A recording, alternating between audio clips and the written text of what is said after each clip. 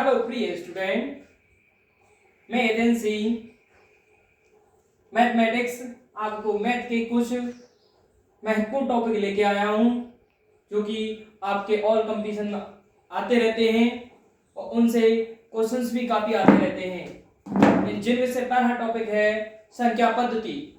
संख्या पद्धति मतलब नंबर सिस्टम।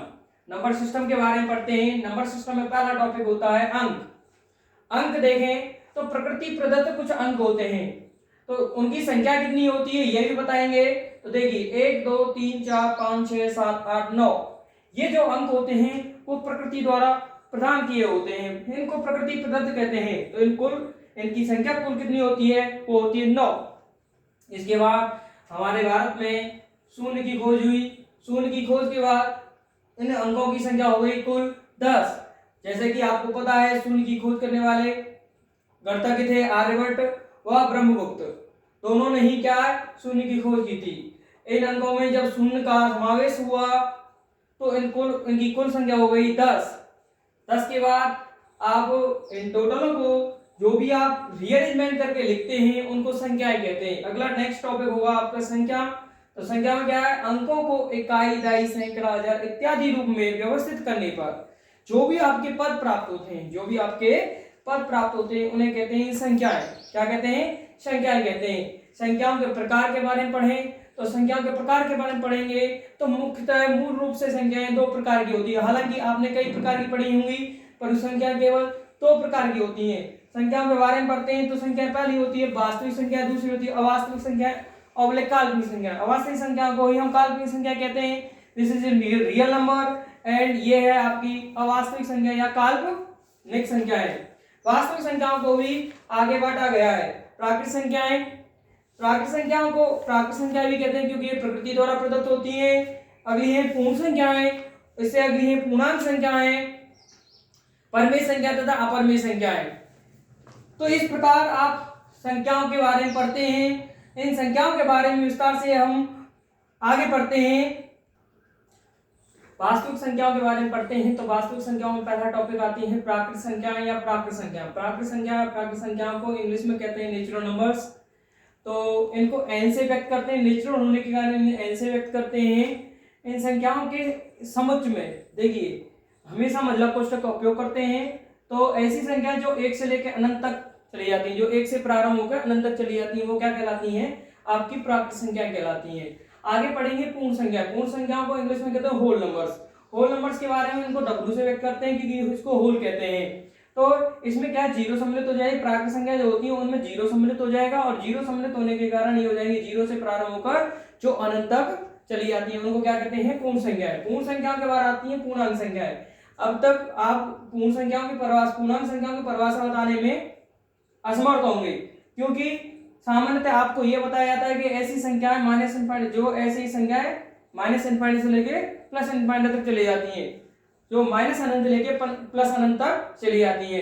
एक्चुअली ऐसी संख्याओं को कहते हैं वास्तविक संख्या। क्या कहते हैं? वास्तविक संख्याएं। तो ये वास्तविक संख्या, ये पूर्णांक संख्या, तो दोनों की परिभाषा एक नहीं हो सकती। तो इसलिए क्या कहते हैं? ऐसी संख्याएं जिसमें ऋणात्मक प्राकृतिक संख्या हो तथा पूर्ण संख्या हो, इन दोनों को मिलाकर जो संख्याएं प्राप्त होती है, ऋणात्मक प्राकृतिक संख्या तथा पूर्ण संख्या दोनों को मिलाकर जो संख्याएं प्राप्त होती हैं वो पूर्णांक संख्या कहलाती हैं। इसका मतलब कह सकते हैं minus N union W. W मतलब होल नंबर, तो उनको कहते हैं इंटीजर्स नंबर। इंटीजर्स कहते हैं मतलब इंटीजर नंबर कहते हैं। इनको आई या जेड से व्यक्त करते हैं। इनको 2 भागों में बांटा गया है। आगे आने वाली जितनी भी संख्याएं उनको धनात्मक ऋणात्मक 2 भागों में बांट दिया जाएगा। तो देखिए ऋणात्मक पूर्णांक आई प्लस से रिप्रेजेंट किया जाएगा। तो आई प्लस के बारे में पढ़ते हैं तो I plus is equal to 1 2 3 4 so on infinite.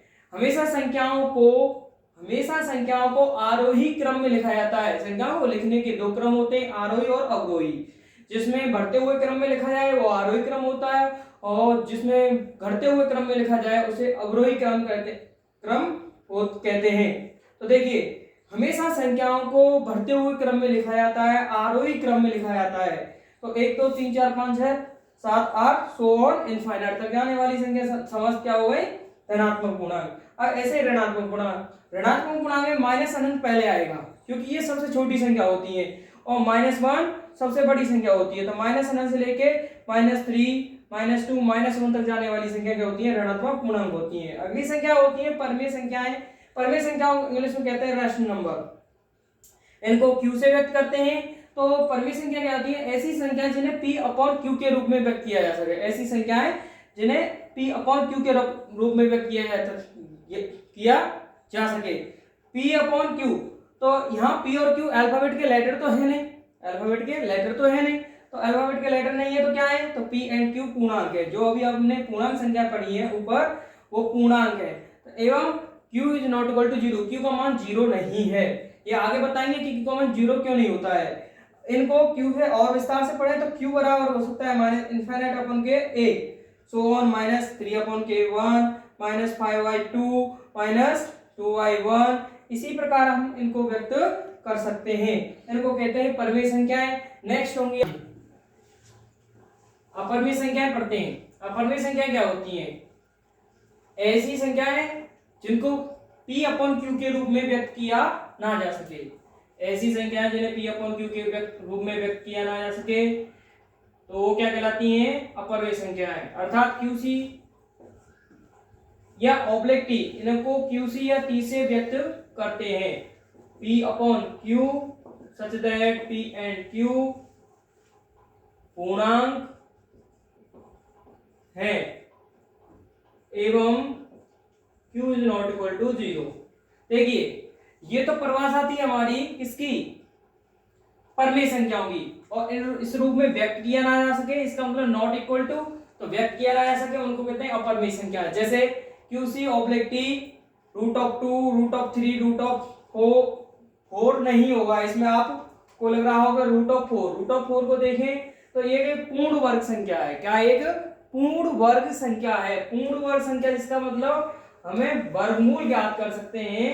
तो ये +-2 का होल स्क्वायर कर दें तो इसका वर्गमूल आएगा +-2 और इसके अपॉन में 1 मान लें तो ये कैसी संख्या हो जाएगी, एक परमेय संख्या हो जाएगी। क्या हो जाएगी, परमेय संख्या। इसका मतलब यहां से ये निष्कर्ष निकला कि जितनी भी आपकी पूर्ण वर्ग संख्याएं होती हैं वो परमेय संख्याएं होती है, ना कि अपरमेय संख्याएं।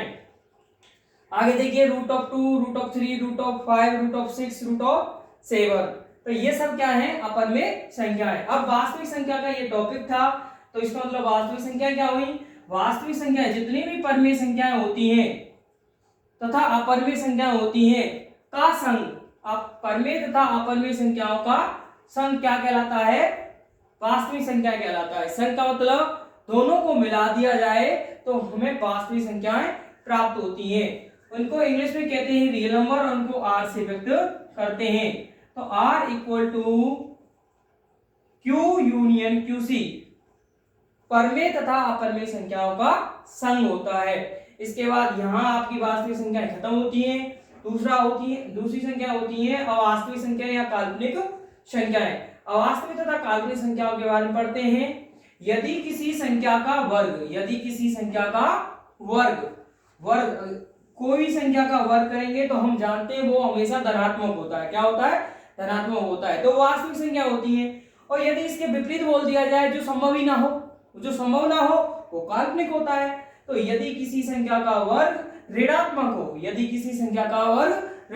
हो, जो कि संभव नहीं होता है, तो वो हम क्या मानते हैं, कल्पना ही तो कर रहे हैं, इसका मतलब काल्पनिक है। यदि किसी संख्या का वर्ग ऋणात्मक हो तो उसे काल्पनिक संख्या कहते हैं। जैसे कि -1 का रूट ले, -1 का, -2 का, -3 का, -4 का, -5 का, जितनी भी ऋणात्मक संख्या उनका वर्गमूल ले ले तो वो क्या होती है, सभी काल्पनिक संख्याएं होती हैं। तो वर्ग करने पर अब कह रहा है कि डेफिनेशन देखिए, किसी संख्या का वर्ग, तो इनका वर्ग कर दीजिए। यदि ऋणात्मक संख्या प्राप्त होती है, ऋणात्मक होता है, तो होती है काल्पनिक संख्या।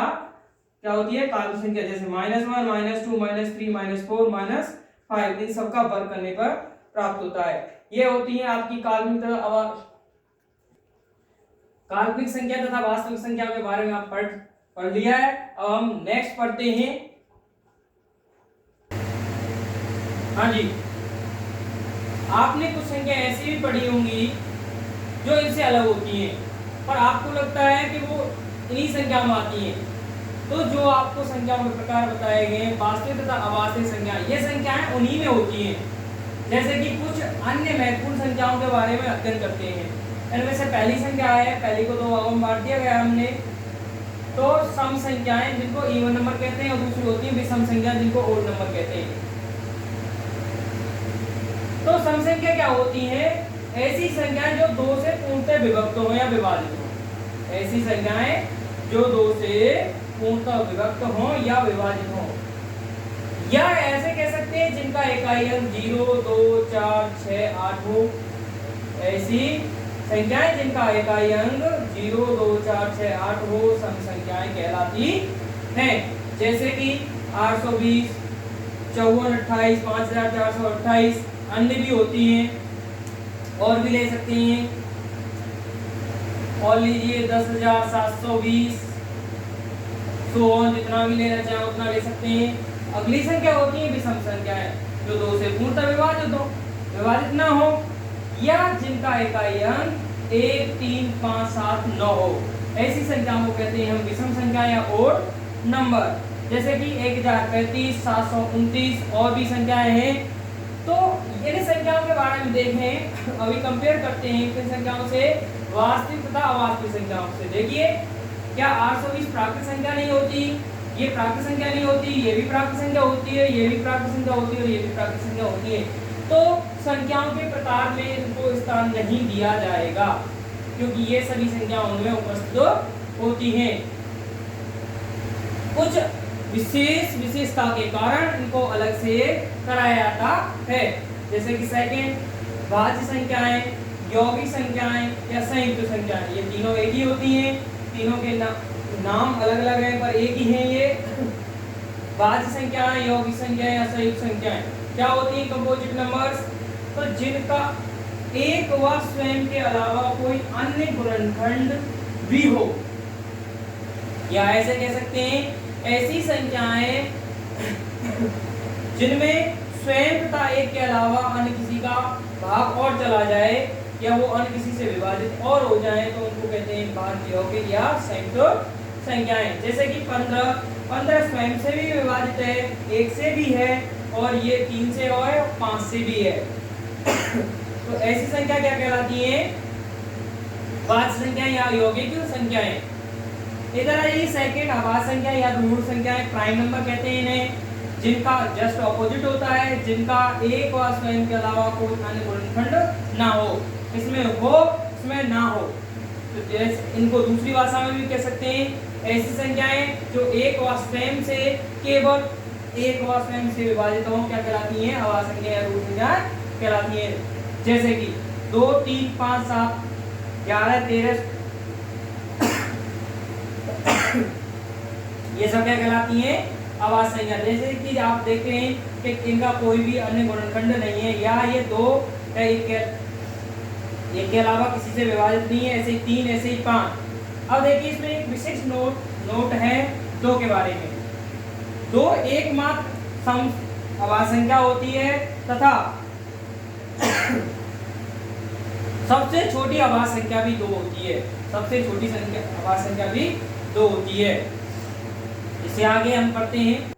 हाँ जी, अगली संख्या है सहअभाज्य संख्याएं। सहअभाज्य संख्याएं को प्राइम नंबर। जैसे कि प्राइम नंबर आपने पढ़ा जो स्वयं से, केवल स्वयं से, एक बार स्वयं से विभाजित हो या जिसके अन्य कोई गुणनखंड ना हो।